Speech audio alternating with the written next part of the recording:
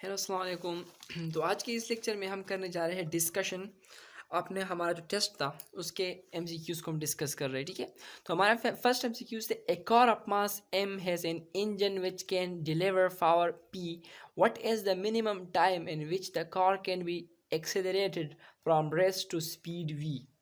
तो देखिए, हमें बताएं कि वर्क इज इक्वल टू किस चीज़ के बराबर है, काइनेटिक एनर्जी की, ठीक है ना। अच्छा, अब हमें ये भी बताएं कि पावर किस चीज़ के बराबर है। Power is equal to work per unit time, तो work is equal to P T. तो इसकी वीडियो यहाँ पर पुट करें, P T is equal to kinetic energy किस चीज़ के बराबर है, हाफ एम वी स्क्वायर के। बिकॉज हम कहाँ जा रहे हैं, हम किस चीज़ की तलाश में, हम बेसिकली तलाश में है टाइम टी की तलाश में, ठीक है ना। तो मैंने यहाँ पर टी यहाँ पर कर लिया, ठीक है। अच्छा, और तो T is equal to M V square divided by 2p. So this was so easy. Acha, so next question is, electric motor is required to haul a cage of mass 400 kg of a mine shaft to a vertical height of 1200 meter in 2 minutes. What will be the electrical power required if the overall efficiency is 80%? तो हमें पता है कि जब हम यहाँ पर क्या कर रहे हैं, मतलब ये चीज़ में हम किसी चीज़ को ऊपर करते हैं, ठीक है, मोशंस कर रहे हैं, तो उसमें काइनेटिक एनर्जी होती है। लेकिन जब हम चीज़ को ऊपर ऊपर खींचते हैं, ठीक है ना, मतलब ज़मीन से ऊपर की तरफ खींचते, उसी केस में क्या होता है, जो वर्क डन होता है is a form of potential energy होता है। तो यहाँ पर क्या होगा हमारे साथ, work is equal to potential energy होगा, ठीक है। और हमें पता है कि वर्क डन किस चीज़ के बराबर है, पी टी के। अभी हमने निकाला यहाँ पर P T is equal to, और पोटेंशियल एनर्जी किस चीज़ के बराबर है, एम जी एच के बराबर है, ठीक है। तो यहाँ पर हमने क्या पॉइंट करना है, हमने पॉइंट करना है पी। तो पी किस चीज़ के बराबर होगा हमारे साथ, P is equal to M G H divided by T. So P is equal to M हमें गिवन है कितना है, 400 मल्टीप्लाइड बाई जी हमें गिवन है 10, और एच हमें गिवन है 1200 डिवाइड बाई टी 2 मिनट है, तो हम लिख सकते हैं कि 120 सेकेंड्स।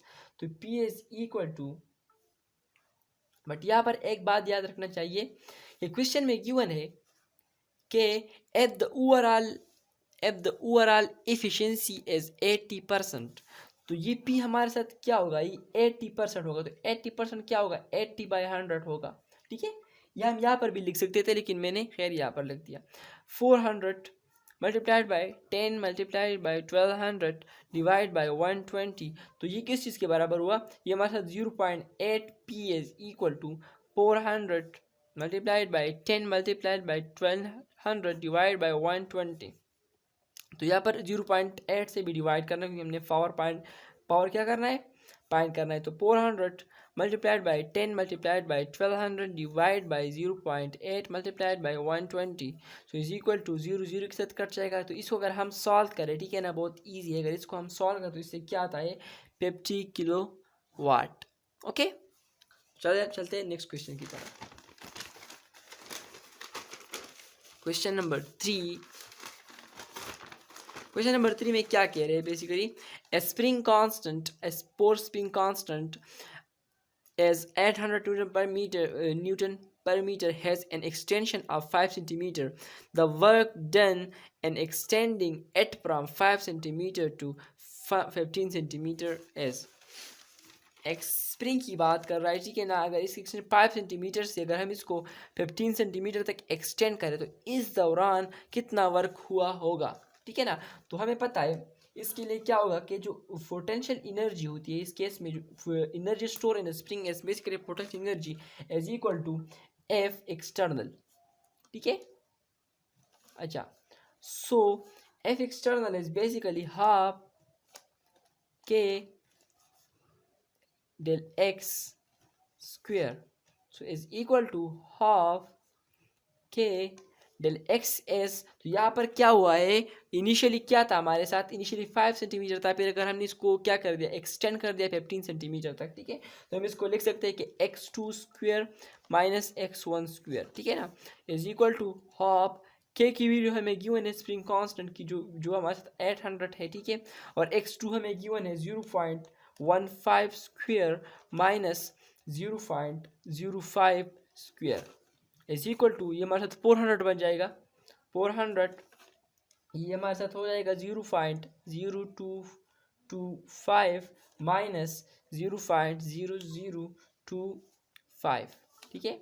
तो अगर इसको मैं सॉल्व करूँ 400, तो यहाँ पर 0.02 आ गया इससे, ठीक है। तो अगर इसको मैं फर्दर सॉल्व करूँ तो इससे आएगा हमारे साथ 800 divide by 100 divide equal to 8 joule.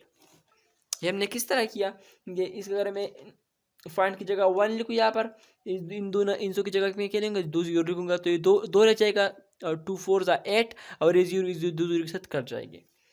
अच्छा, और next question is question number 4। escape velocity of a particle of mass m varies r। तो देखिए कि escape velocity बॉडी की मास पर डिपेंड नहीं करता, ठीक है, द पार्टिकल की मास पर डिपेंड नहीं करता, तो ये हमारे साथ m पावर 0 आ जाएगा, ठीक है। अच्छा, next is the escape velocity for a body of mass 1 kg from the earth surface is 11.2 km per second. The escape velocity from a body of mass 100 kg would be। अब body mass की बात आ रही है फिर, तो मैंने आप लोगों से कह दिया पर कि वो बॉडी की मास पर डिपेंड नहीं करता है। किस तरह डिपेंड नहीं करता, क्योंकि हमें पता है उसकी इक्वेशन जो बराबर होती है वो किस चीज़ के बराबर होती है, हमारे साथ वी स्केप बराबर होती है, V escape is equal to 2gr, ठीक है, 2gr अंडर रूट। एक इक्वेशन ये था हमारे साथ, दूसरा इक्वेशन हमारे साथ ये था कि V escape is equal to 2 capital G M divide by R whole under root. तो यहाँ पर ये m क्या था हमारे साथ, m is the mass of what, mass of planet, ठीक है ना।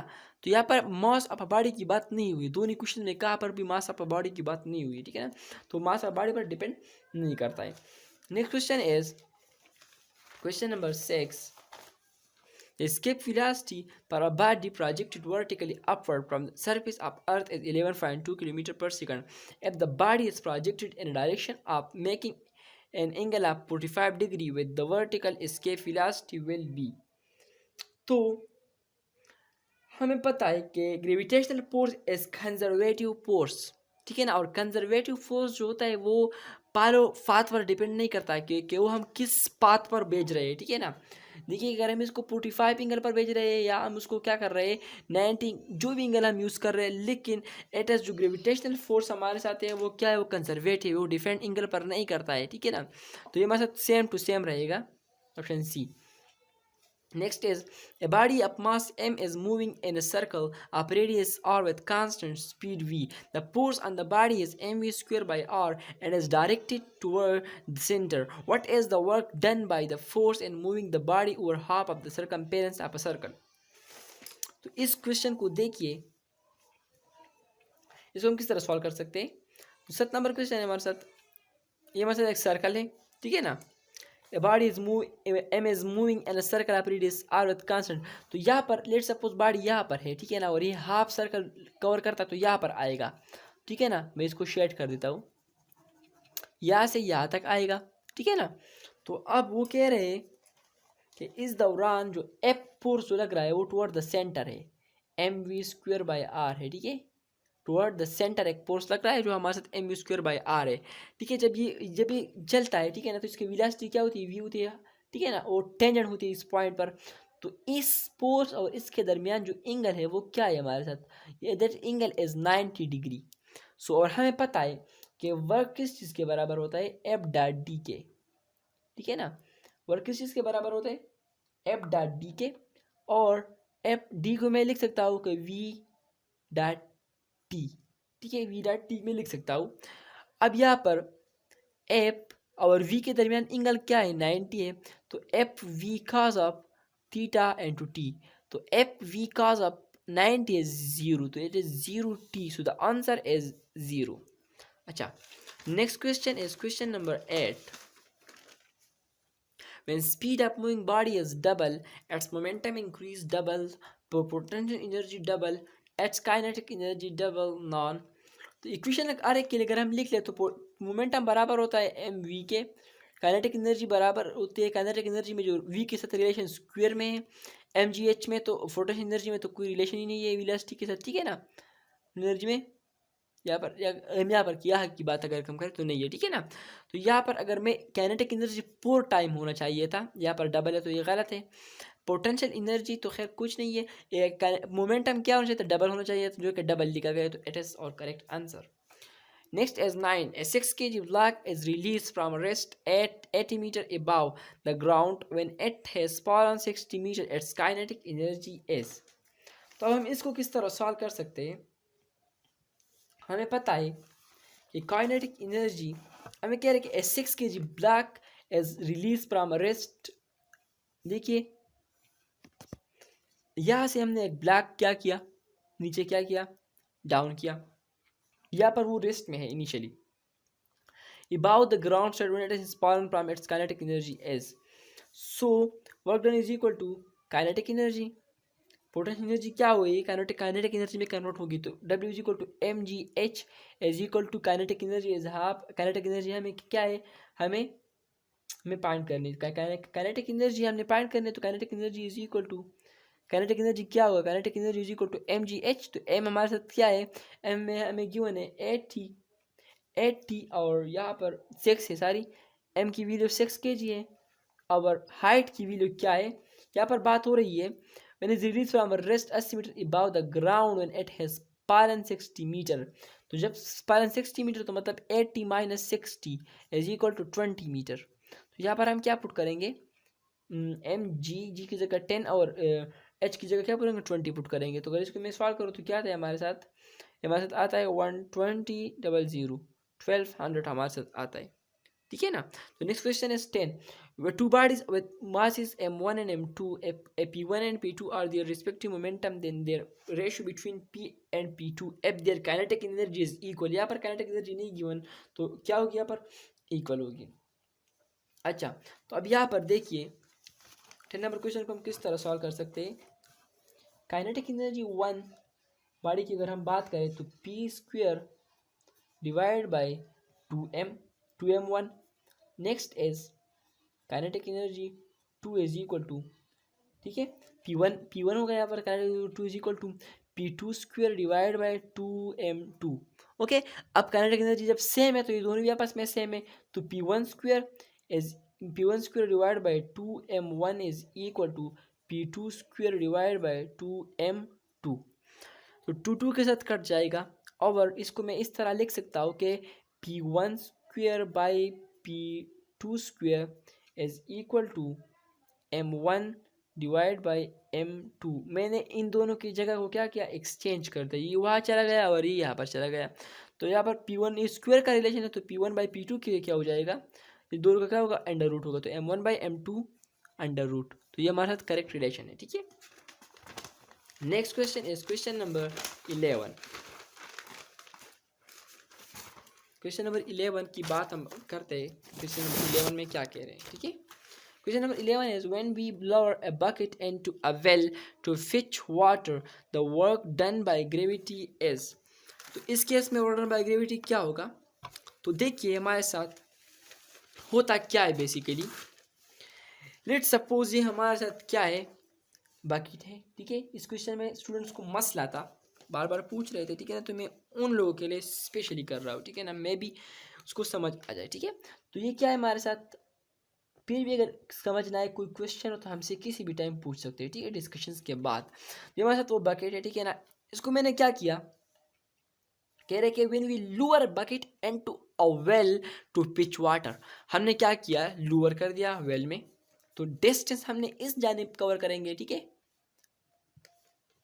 अब यहाँ पर इस पर कौन से दो फोर्सेस लगेंगे, लेट्स सपोज यहाँ से यहाँ पर आ गया, ठीक है। तो यहाँ पर एक जो मैं फोर्स लगा रहा हूँ, मेरा जो फोर्स है F, मतलब मैं इसको एक फोर्स दे रहा हूँ जिससे मैं कंट्रोल करूँ, ठीक है ना, इसको एकदम गिरने से कंट्रोल करूँ, मैं आहिस्ता आहिस्ता इसको क्या कर रहा हूँ, नीचे घुमा रहा हूँ, ठीक है, नीचे कर रहा हूँ। ये क्या होगा हमारे साथ, ये हमारे साथ वो Fg होगा। अब यहाँ पर इस पॉइंट पर काइनेटिक एनर्जी पहले क्या थी, इनिशियल 0 थी, जब वो नीचे जाएगा तो फाइनल काइनेटिक एनर्जी क्या होगा, वो भी जीरो हो जाएगा।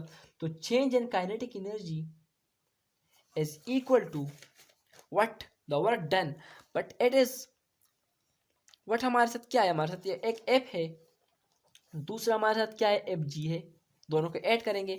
चेंज काइनेटिक एनर्जी जीरो है बिकॉज यहाँ पर भी काइनेटिक एनर्जी जीरो है, यहाँ पर भी काइनेटिक एनर्जी जीरो है, तो हमारे साथ जीरो हो जाएगा। Is equal to F is equal to M A plus M G, ये ऐसा हो गया।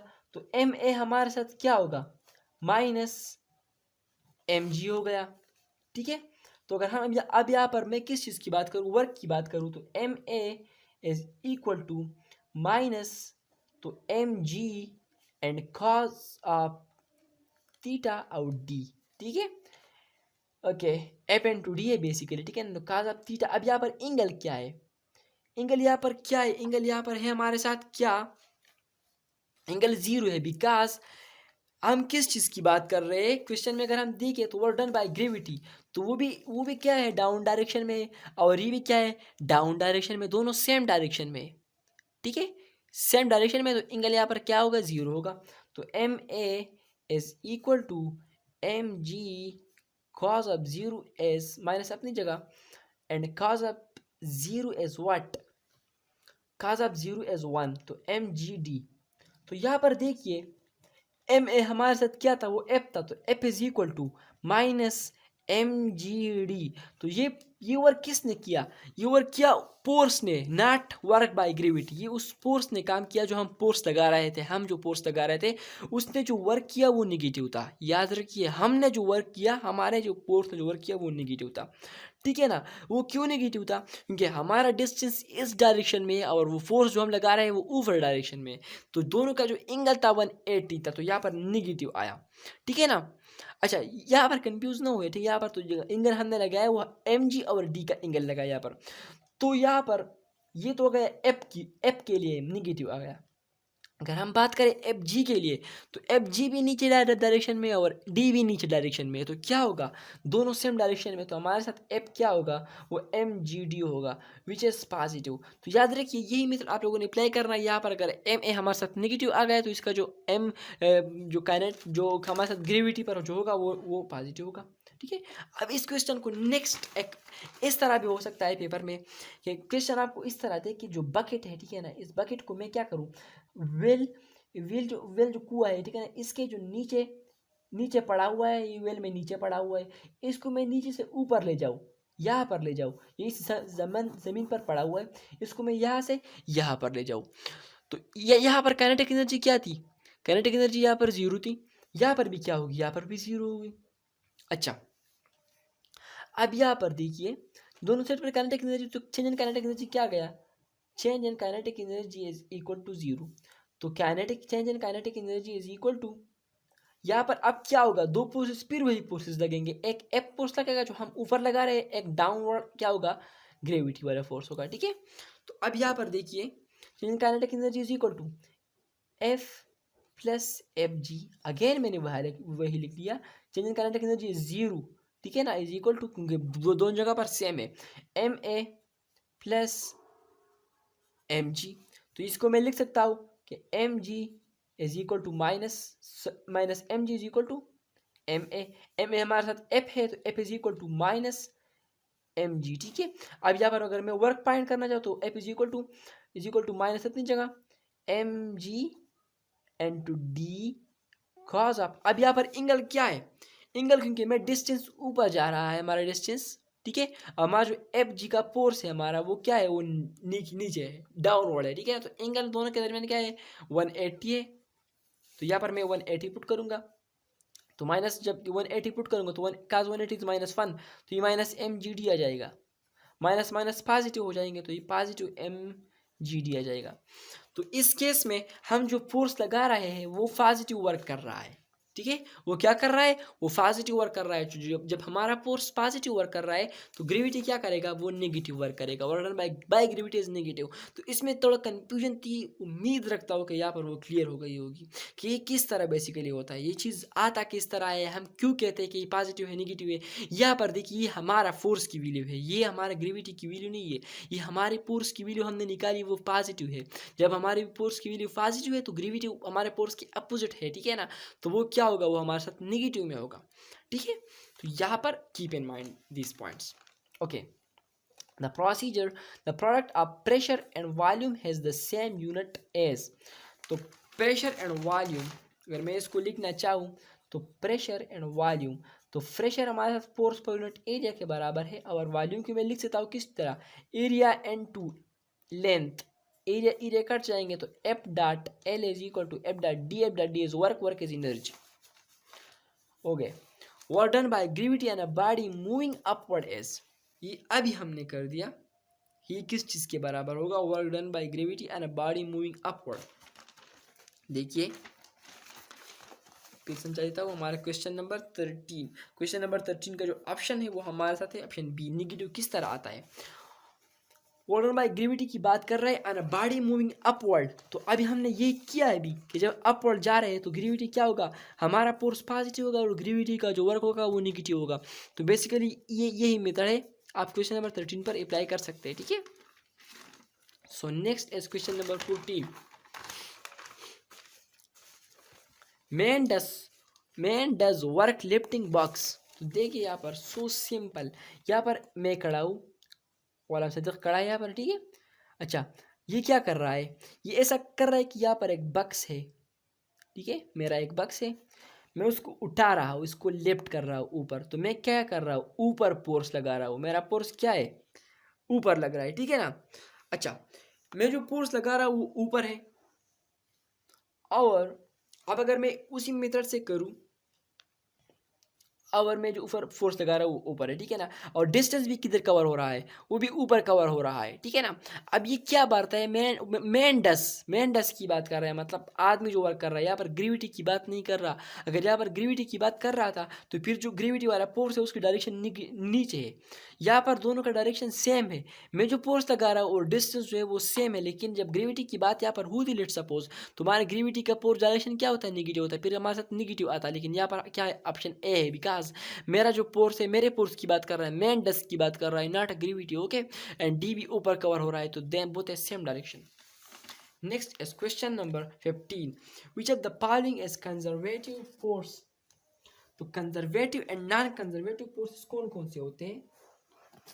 अच्छा, कंजर्वेटिव हमारे साथ इलास्टिक फोर्स ऑफ स्प्रिंग एक क्या है, हमारे साथ ये कंजर्वेटिव है, इलेक्ट्रिक फोर्स हमारे साथ कंजर्वेटिव है, एंड ग्रेविटेशनल फोर्स भी कंजर्वेटिव है। फिर हमारे साथ जो फ्रैक्शनल फोर्स होता है वो हमारे साथ क्या होता है, वो नॉन कंजर्वेटिव होता है। कौन सा फोर्स, फ्रैक्शनल फोर्स जो होता है वो नॉन कंजर्वेटिव होता है, तो उसको याद रखिए।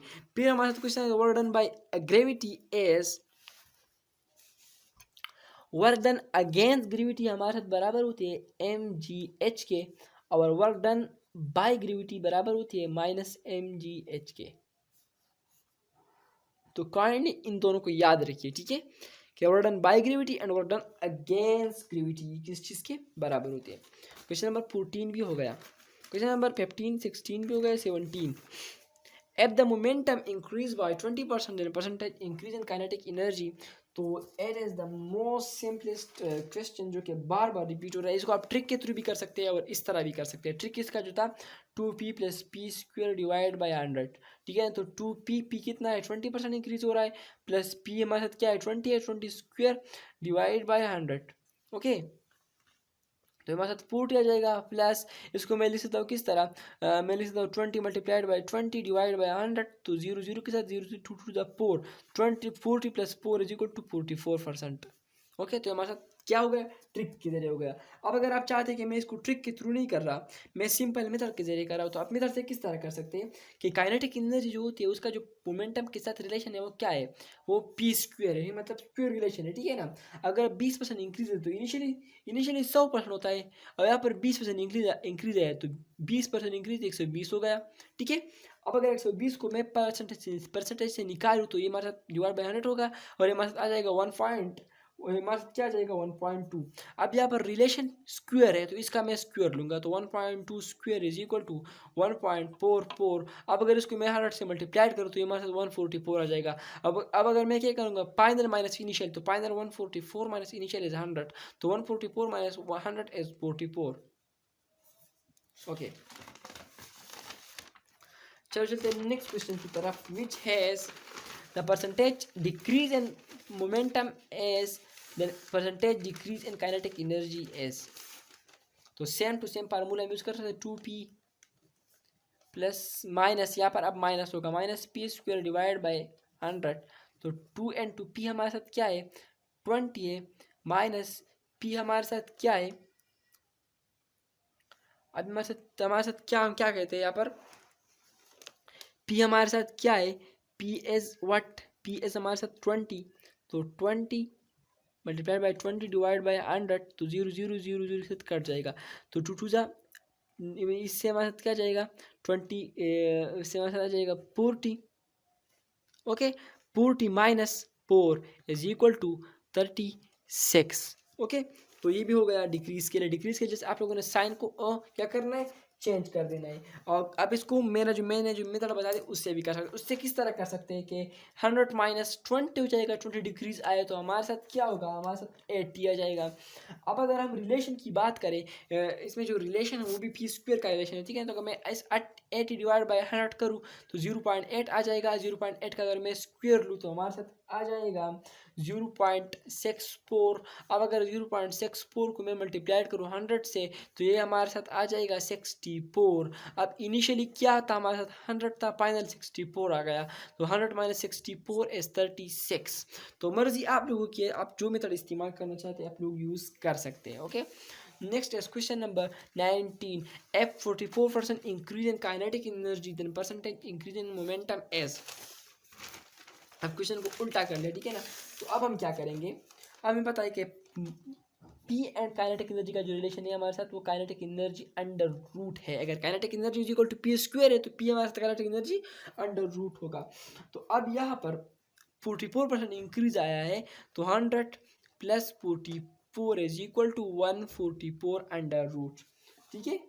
144 सॉरी अंडर रूट नहीं, 144 आ गया। अब 144 को मैं 100 से क्या करूँगा, डिवाइड करूँगा, तो 100 से डिवाइड करूँ मैं सब तो क्या आ जाएगा हमारे साथ, मेरे साथ आ जाएगा, अगर मैं इसको 100 से डिवाइड करूँ तो 1.44 आ जाएगा। अब अगर 1.44 का मैं अंडर इस यहाँ पर पुट करूँ मैं, तो 1.44 under root is equal to 1.2। अब 1.2 को मैं मल्टीप्लाइड करूँगा 100 से तो हमारे साथ आ जाएगा 120। क्या गया हमारे साथ 120। अब 120 माइनस क्या, 120 minus 100 is equal to 20। Final minus initial is 20. So 20 is answer. Next is question number 20. Warden elan circular path is maximum 0 और अच्छा, तो इस सर्कुलर पाथ है, ठीक है ना। अब यहाँ पर अगर मैं बात करूँ, मैं डिस्टेंस में वेलोसिटी की बात करूँ तो वेलोसिटी मेरा इस जानिब कवर होगा, मेरा जो फोर्स है वो ऑलवेज क्या होगा, टुवर्ड द सेंटर होगा। तो force as there is our it is our velocity, ठीक है ना। पार्टिकल घूम रहा है, हमें पता है कि word is equal to F V T, तो एफ वी के दरमियान एंगल 90 है तो ये 0 हो जाएगा। अभी तक इसी तरह क्वेश्चन हमने कर भी लिया। Okay, next question is a force of 3I plus 4J Newton acts upon a body displaced through a distance of I plus 2J, 6I plus 2J।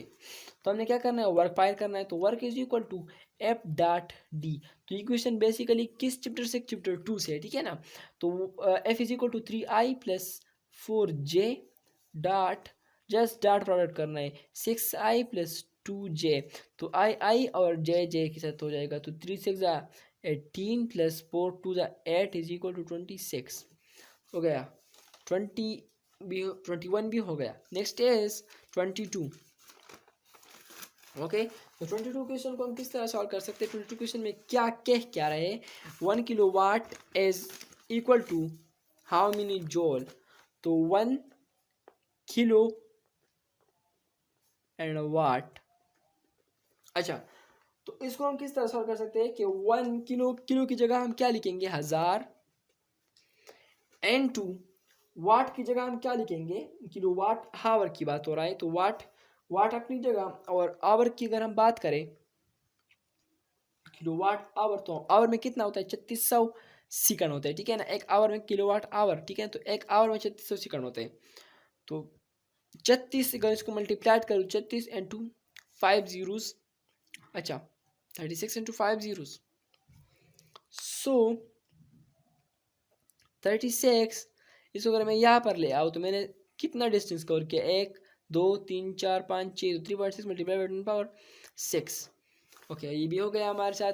Next is question number 23। Question number 23 में क्या कह रहे हैं कि what energy principle stated that change in potential work change kinetic both is equal to work. Okay, internal system में, okay, if the body is moved up with air resistance, जब हम mood up ऊपर जा रहे हैं, ठीक है ना, तो हमारा पोटेंशियल एनर्जी इंक्रीज हो रहा है। तो पोटेंशियल एनर्जी इंक्रीज हो रहा है प्लस उसके साथ वही रेजिस्टेंस भी ऐड हो रहा है, तो ये हमारे साथ आता है, ठीक है। तो kinetic energy is equal to this equation. तो यहाँ पर दो सेम इक्वेशन है यहाँ पर। जस्ट इसका जो यहाँ पर मैंने एक बार यहाँ लिखा है इसमें, तो इसको दूसरी तरफ कन्वर्ट करें तो क्या हो जाएगा? हुबहू यही बी वाला ऑप्शन बन जाएगा। तो both B and C. Two bodies with kinetic energy and the ratio of pore ratio 1 are moving with equal linear momentum. The ratio of their masses is, तो हमें पता है कि P1 square divided by 2m1 is equal to P2 square divided by 2m2 have equal linear momentum। जब momentum equal हो जाएगा तो क्या हो जाएगा हमारे साथ? ये एक दूसरे के साथ कट जाएंगे, ठीक है ना। जब एक दूसरे के साथ कट जाएंगे तो फिर क्या होगा? काइनेटिक एनर्जी का जो रिलेशन आ जाएगा वो inversely with each other, inversely होगा, ठीक है ना, इन्वर्सली होगा। तो P1 is inversely proportional to M1, ठीक है, P2 is inversely proportional to M2। तो M1 हमारे साथ क्या था? ठीक है, काइनेटिक एनर्जी तक ये किस तरह इसका जो रिलेशन है, काइनेटिक एनर्जी और मास का जो क्या रिलेशन है, काइनेटिक एनर्जी और मास का जो रिलेशन है यहाँ पर इस इक्वेशन से, वो इन्वर्स रिलेशन है। क्या है? इन्वर्स रिलेशन है। इस इक्वेशन से हम फाइंड कर सकते हैं काइनेटिक एनर्जी का। मैं यहाँ पर साफ क्लीन पेज पे कर सकता हूँ कि P1 square divide by 2m and is equal to क्या? P2 square divide by 2m2 is equal to kinetic energy. तो काइनेटिक एनर्जी का क्या रिलेशन है? इनवर्स रिलेशन है, ठीक है ना। तो यहाँ पर काइनेटिक एनर्जी 4:1, तो यहाँ पर 1:4 हो गई, simple. So next is question number 26। Two spheres of the same size, one of mass 5 kg and the other of mass 10 kg, are dropped simultaneously from a tower. When they are about to touch the ground, they have the same momentum. No, because masses are different, तो momentum same नहीं हो सकता, ठीक है। Kinetic energy, masses are different, so kinetic energy same नहीं हो सकती। Potential energy, so masses are different, potential energy just depend upon mass, so it is the only option we remain is the acceleration due to gravity, which is G. Which of the following is non-conservative field? So frictional field और viscous force ये non-conservative मैंने आपको already बता दिया है। Next is question number 28। A body having kinetic energy 5 joule and 20 joule of work done is then kinetic energy. Initially 5 joule था, क्या था हमारे साथ? Body having kinetic energy 5 joule, ठीक है। 20 जूल वर्क हो गया, तो जो वर्क भी स्टोर हो जाएगा, तो 20 is equal to 25। Okay, 29 is a body having kinetic energy equal to 10 joule and change in momentum is equal to 15 joule. The work will be, तो work is equal to change in kinetic energy, change in kinetic energy is 15, तो option is B. The ratio of the limiting force of friction F and normal force are known as coefficient of friction, because हमें पता है कि हमारे साथ F किस चीज़ के बराबर होता है? F is equal to equation of fraction N to normal H is N और आर। सो ये इक्वेशन था, तो अगर हम इसे म्यू फाइंड करें तो इक्वेशन ऑफ फ्रैक्शन तो is equal to F divide by R. So is condition of question the equation of fraction mu is equal to tangent theta. ठीक है, ये बार बार रिपीट होता है, इसको याद रखिए। Next is question number 32। Which one of the following is device is higher efficiency? So basically two devices in our book, there is 100% efficiency, higher air dryer and the other is heater. ये क्या है हमारे साथ 100% है, ठीक है। A car of mass 800 kg and moving at 30 meter per second along horizontal road is brought to rest by a constant retarding force at 5,000 Newton. Calculate the distance the car move while it come to rest. ठीक है, तो इसको हम किस तरह solve कर सकते हैं? तो ये भी सिंपल है कि हमारे साथ जो क्या कहते हैं इसको, मैं पेज किधर है, पेज को उठाता हूँ, पेज।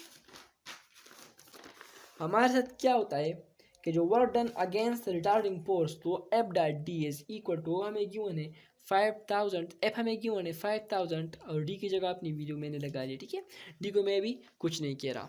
अच्छा, तो इसके बाद क्या करूँगा, क्योंकि लॉस ऑफ काइनेटिक एनर्जी आ गया, तो lost and kinetic energy is equal to half M we square. तो इसमें अगर हमें वैल्यू पुट्स करूँ तो एफ एम की वैल्यू क्या है 800 है और वी की वैल्यू क्या है, वी की वैल्यू में गिवन है 30 इंटू स्क्वेयर। तो हमारे साथ क्या आ जाएगा 400 इंटू 30 इंटू स्क्वेयर। सो ये हमारे साथ आ जाएगा 3640। ओके, ये आ गया। अब ये loss and kinetic energy, loss and kinetic energy equal to 36.234 is equal to 5000 into D. तो डी इज इक्वल टू ये 30 से कट जाएंगे, तो अगर मैं 5 से डिवाइड करूँ तो इससे क्या आता है हमारे साथ 36 divide by 5 is 72। Okay, question number 33 भी हो गया। Next is question number 34। Kinetic energy is the work done against frictional force. Okay, kinetic energy is the work done against frictional force and potential energy is the work done against gravity. Next is question number 35। 35 में क्या कह रहे हैं हमारे साथ, an energy pumps out of 40 kg of water in second. The water comes out of vertically upward with a velocity of 3 meter per second. The power of engine in kilowatt is। तो power किस चीज़ के बराबर था हमारे साथ, power is equal to, मैं अगर आप लोगों से पावर की बात करूँ तो power is equal to F dot V. Power किस चीज़ के बराबर था, एफ डॉट वी। एफ किस चीज़ के बराबर है, एम जी के, और वी अपनी जगह। एम हमें गिवन है 40, जी हमें गिवन है 10 एंड वी हमें गिवन है क्या, कितना 3। तो हमारे साथ आता है 1.2 kilowatt. Okay, next is 36। A body of mass 2 kg is thrown up vertically with a kinetic energy of 490 joule. F g is equal to 9.8 meter per second square. The heat of which the kinetic energy become half of its original। तो condition के मुताबिक M G H is equal to half of the kinetic energy. Okay, तो अगर मैं इससे H find करूँ तो H is equal to half kinetic energy divide by M G. तो H is equal to half kinetic energy हमें given है कितना है 490 डिवाइड बाय एम हमें कितना है कितना गिवन है, एम की वैल्यू हमें गिवन है एम एज मैं देखता हूँ एम की वैल्यू क्या है 2 kg, तो 2 की वैल्यू लगा दे और जी की वैल्यू 10 है। ठीक है, तो 0 0 के साथ कट जाएगा, 2 2 4। तो अगर मैं 49 को 4 से डिवाइड करूँ तो क्या आता है हमारे साथ आता है 12.5। Next is the 37. The correct relationship between joule and erg is option B. 1 joule is equal to 10 power 7 erg. Okay. Next is question number 38. When a body is thrown upward done by gravity is। जब body को हम ऊपर फेंकते तो work done by gravity क्या होता है हमारे साथ, work done by gravity negative होता है। क्या होता है, निगेटिव होता है। क्वेश्चन नंबर क्या है हमारे साथ, ये क्वेश्चन नंबर है, अगर इसकी मैं बात करूँ तो क्वेश्चन नंबर 38 है और 38 का जो आंसर है हमारे साथ वो 38 आंसर का जो है निगेटिव है। ठीक है, किस तरह निगेटिव है, क्योंकि हमें पता है कि change in kinetic energy zero आएगा तो M A plus M G, तो M A is equal to minus M G. तो अगर मैं इसको बात करूँ यहाँ पर, तो दोनों के दरमियान एंगल सेम है, तो ये हमारे साथ क्या हो जाएगा, जब एंगल सेम है तो हमारे साथ -n2, सॉरी, जो अब यहाँ पर जो एंगल है ग्रेविटी और मेरा जो डिस्टेंस कवर होगा, बाल को मैं ऊपर फेंक रहा हूँ, ठीक है, बाल को मैं क्या कर रहा हूँ, ये बाल इसको मैं ऊपर फेंक रहा हूँ, तो डिस्टेंस ऊपर कवर करेगा और जो ग्रेविटी है वो डाउनवर्ड है। तो यहाँ पर -mg, और इसका एंगल डी का एंगल क्या होगा, वो 180 होगा। तो जब ये होगा वो D into cos 180 is equal to mgd आ जाएगा। क्या आ जाएगा, mgd आ जाएगा। तो ये तो फोर्स है, वही फोर्स है जो मैंने लगा लिया, ठीक है ना। तो जब फोर्स पॉजिटिव है mgd है, क्योंकि ये सपोर्ट कर रहा है उस बाल को ऊपर की डायरेक्शन में, लेकिन जो ग्रेविटी की वजह से वो क्या होगा, वो नेगेटिव होगा। तो by gravity it is negative.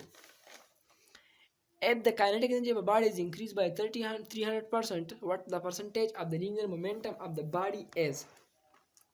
तो इसके जो ट्रिक हम यूज़ करते इस क्वेश्चन के लिए, वो हमारे साथ ये बराबर होता है 1 plus kinetic energy divided by 100 whole under root -1 whole into multiply by 100, तो is equal to 1 plus 300 divide by 100 -1 is multiplied by 100।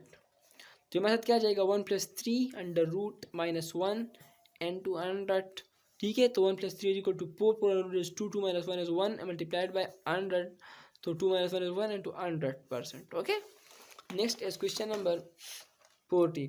A body of mass 10 kg is dropped from the ground from height 10 meters. The work done by the gravitational force is, ठीक है।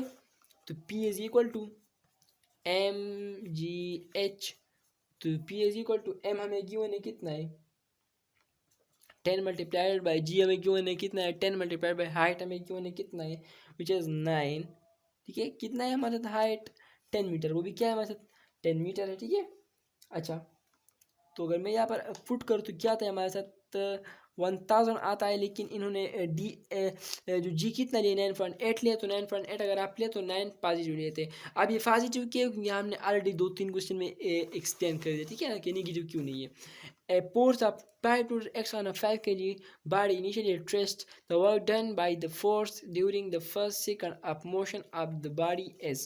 The answer is C, but अब you will say कि how, so और how क्या जवाब देते, work done is equal to F dot D, work done is equal to F हमें क्यों है कितना है 5 है, डी हमें नहीं पता, हम फाइंड कर रहे हैं। डी किस तरह फाइंड करेंगे, nth सेकंड में डिस्टेंस फाइंड करना है जस्ट, तो D is equal to V I T plus half A T square, तो ये 0 हो जाएगा।